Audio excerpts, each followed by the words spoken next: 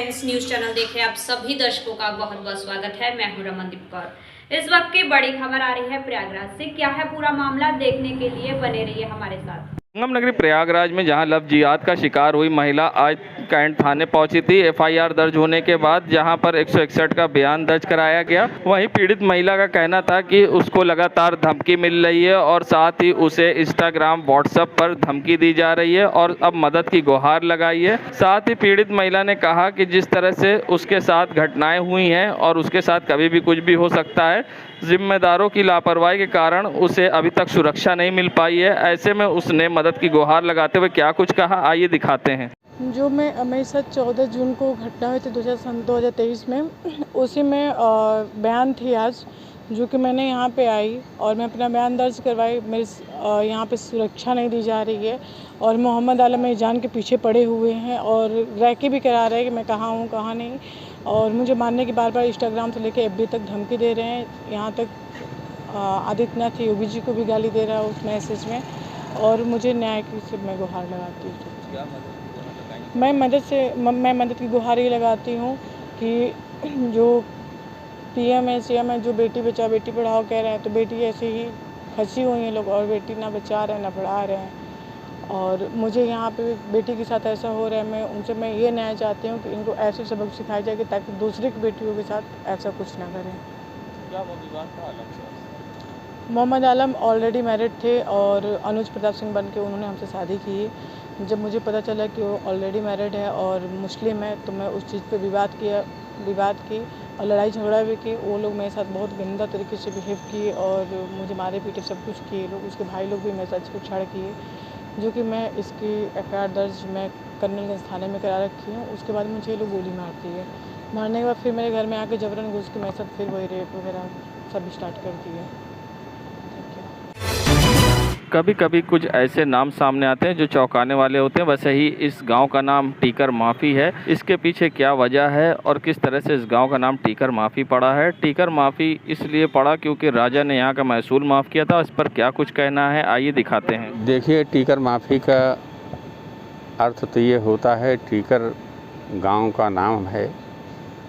माफ़ी इसलिए उसमें आगे लिखा गया कि पहले राजा महाराजा ही सरकार होते थे, तो जो परमहंस जी महाराज की साधना तपस्थली थी, जहाँ साधना किए थे, उनका स्वरूप जैसे ही ब्रह्म तत्व को प्राप्त करने का हुआ, तो राजा वहाँ के आए और उन्होंने कहा कि आज से जहाँ तक आप हैं, जहाँ तक आपकी भूमि है, उसका कर हम नहीं लेंगे।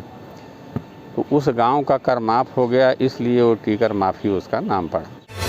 के महीने में जहां मांस और मदिरा की दुकानों को लेकर जहां सीएम योगी के द्वारा गाइडलाइन जारी किए गए थे, बाजार में पड़ने वाली मांस की दुकानों पर जहां अब पूरी तरह से कार्रवाई के लिए पुलिस ने कार्रवाई शुरू कर दी है। ऐसे में जहां मांस की दुकानों को पूरी तरह से ढक कर रखा जाएगा और सैनिटाइज कराया जाएगा लगातार, तो साथ ही ऐसे में डीजे को लेकर भी पुलिस ने कहा है कि जो भी नियम कानून का उल्लंघन करेंगे उन पर कार्रवाई होगी। क्या कुछ कहा है उपायुक्त गंगानगर अभिषेक भारतीय ने, आइए दिखाते हैं। देखिए, इसके लिए भी अब ये धार्मिक भावनाओं से संबंधित है, तो सभी जितने भी ढाबा हमारे रूट पे पड़ रहे हैं, सभी के कोऑर्डिनेट्स के साथ में उनकी एक सूची तैयार की गई है। सभी से समन्वय स्थापित किया जाएगा कि कोई भी ऐसी खाद्य वस्तु जो किसी भी धर्म के भावनाओं को आहत कर सके, उसको वहाँ पे उसका प्रदर्शन ना किया जाए और उसको सैनिटाइज करके रखा जाए, साफ़ सफाई रखी जाए, ताकि हमारी कांवड़ यात्रा जो है वो सकुशल बिना किसी विवाद के कंप्लीट कराई जा सके, पूरी कराई जा सके। देखिए, डाक कांवड़ जो मोटरसाइकिल और अन्य वाहनों से डीजे लेके चला जाता है, उसके लिए सुप्रीम कोर्ट की बहुत क्लियर गाइडलाइंस हैं, जिसमें उसकी ध्वनि का स्तर डेसिबल्स में निर्धारित किया गया है। हमारी फोर्स उसको उसी सुप्रीम कोर्ट गाइडलाइंस को हम लोग एनफोर्स कराएंगे। उसको अनुमानित लेवल्स जितने परमिसिबल लेवल्स हैं उसमें रखा जाएगा। साथ ही साथ इसकी मॉनिटरिंग की जाएगी कि कोई भी इस तरीके की वस्तु या गाना या कोई भी ध्वनि ऐसी ना हो जिससे आम जनमानस को किसी तरह की समस्या पैदा हो। सब कुछ कानून के दायरे में रह के किया जाएगा और समन्वय स्थापित करके प्यार से बात करके सब ठीक किया जाएगा। Thank you sir. संगम नगरी प्रयागराज में जहां लाखों रुपए खर्च करके आई लव प्रयागराज लिखकर स्मार्ट सिटी के तहत फाउंटेन लगाए गए थे, मगर अब ये फाउंटेन सिर्फ शोपीस बनकर रह गए हैं। जिम्मेदारों की लापरवाही कहें या अनदेखी, जिससे सरकारी पैसे की बर्बादी तो हो रही है।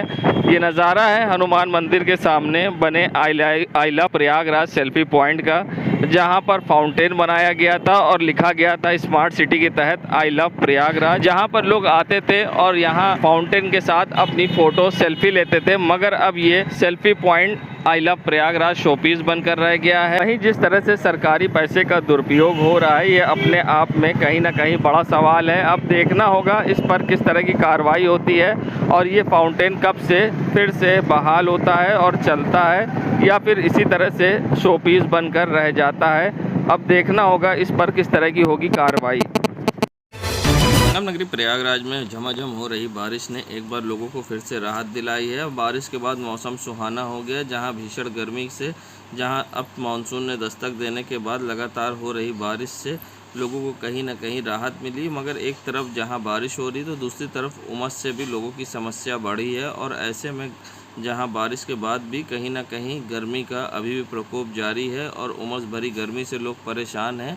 मगर जिस तरह से मानसून ने दस्तक दी है और लगातार बारिश हो रही है, इससे एक बार फिर मौसम और गर्मी से कहीं ना कहीं लोगों को राहत मिलेगी और लोगों की समस्या दूर होगी। मगर आज फिर से हुई बारिश ने एक बार मौसम को फिर से सुहाना कर दिया, और जिससे बाद लोगों को गर्मी से राहत मिली है। और तेज़ बारिश के बाद लोग छाता लेकर सड़कों पर चलते नज़र आए तो कोई पेड़ के किनारे जगह लेकर आसरा लेता दिखा। फिलहाल बारिश ने कहीं ना कहीं मौसम को सुहाना बनाने के साथ मौसम को ठंडा भी कर दिया है। संगम नगरी प्रयागराज की नज़ारा है मेडिकल चौराहे के पास का, जहां आप देख सकते हैं ट्रैफिक सिग्नल बंद है, मगर जिम्मेदारों की लापरवाही के कारण चारों तरफ से लोग आ जा रहे हैं, जबकि यहां ट्रैफिक पुलिस भी खड़ी है और यहां नियम कानून का पालन नहीं हो रहा है, जिसके कारण यहां लंबा जाम का जाम दिखाई दिया। ऐसे में लोग यहां परेशान भी दिखाई दिए, जहां एक तरफ चौराहों पर गाड़ियों का जमावड़ा लगा दिखा और दूसरी तरफ ट्रैफिक सिग्नल बंद था और यहाँ कुछ पुलिसकर्मी भी ट्रैफिक खड़े थे, मगर इन पर किसी तरह से नियम कानून का लागू कराने में नाकाम दिखे।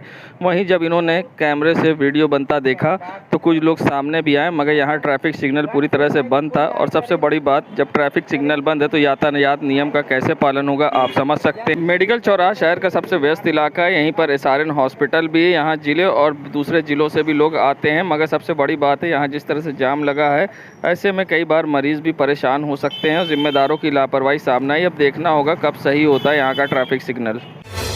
संगम नगरी प्रयागराज में जहां आज के ज़माने में भी लोग मोमबत्ती जलाकर उजाला कर रहे हैं, उसकी वजह है अघोषित बिजली कटौती। जहां बिजली कटौती से अब हर कोई परेशान है। आप देख सकते हैं जहां रीडर रोड क्षेत्र में बिजली कटने के कारण अब दुकानदार परेशान है। जिस तरह से काम करते थे, लाइट ना होने के कारण अब वो अपना काम भी नहीं कर पा रहे, जिससे काफ़ी नुकसान हो रहा है और समस्या हो रही है। ऐसे में बिजली कटौती से कितनी परेशानी हो रही है, क्या कहना है, ये दिखाते हैं। लाइट कटौती तो बहुत परेशानी भाई, काम का समय रहता है, कार्मिक का पैसा कमाने के लिए, और दिन भर दोपहर में सन्नाटा ही रहता है, काम धाम रहता नहीं है। सुबह जो है 200-400 रुपये मिल जाता है, 300 रुपये बस, उसके बाद काम में कमा लो, पैसा ही नहीं मिलता है। उसमें भी लाइट चली जाती है 3-3 घंटा 4-4 घंटा लाइट ही गायब रहती है। पानी आ जाता है, हवा चलने लगती है तो लाइट कट जाती है, तो 3-3 घंटा तक लाइट गायब रहती है, कोई आने की संभावना ही नहीं रहती है। परेशानी हो रही है, बहुत ज़्यादा परेशानी भाई बताइए। जितनी देर तक बैठे हैं 3-4 घंटे कोई कस्टमर भी नहीं आए। क्या नाम है?